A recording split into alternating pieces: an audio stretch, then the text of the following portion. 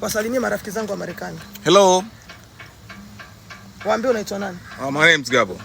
Your name is Gabo? Yeah. Gabo ni mume wangu mpya, nimekutana naye huku bichi. Kwa hiyo Gabo, wewe wanasema eti hautonipiga? I don't Siwezi. Waongeleshe Kiingereza. Kiingereza? Kiingereza. Kiingereza. So I can't fight with her. Really? I really love her. You have already loved me. Yes, already. Already. Utanipandisha mtumbwi. Yeah, and anywhere I want to go. Anywhere I want to go. In this beach now, what's that? Kia Mungu, sikujua kama nimepata mwanaume anajua kuongea Kiingereza. Hello.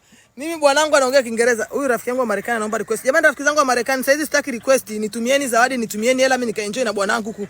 Hello, kizungu imenyooka. Ni balaa. Bwanangu mimi siwezi nikaa na wagaigai.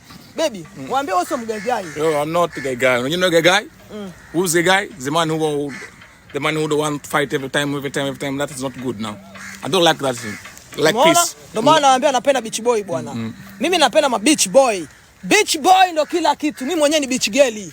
Hapa nishavurugwa mimi beach girl, nimekutana na beach boy. Kwa hiyo marafiki zangu wa Marekani, tutumieni zawadi mimi na bwanangu, twende tukaspendi kwenye vimtumbwi vyake. Yeye anaendesha mitumbwi. Kiingereza hapo kinge ndo balaa. Mume wangu amesoma. Mume wangu akusoma, au sio baby? Yes, good. Nashangaa yule mwanaume ananyanyasa. Nafikiri kwamba wanaume maisha duniani yeye ni kwamba yeye ndo mwanaume pekee.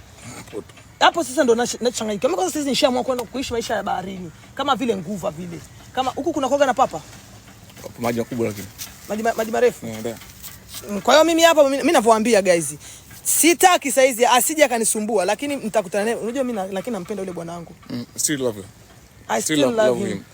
Baby na wewe kinge. Salam.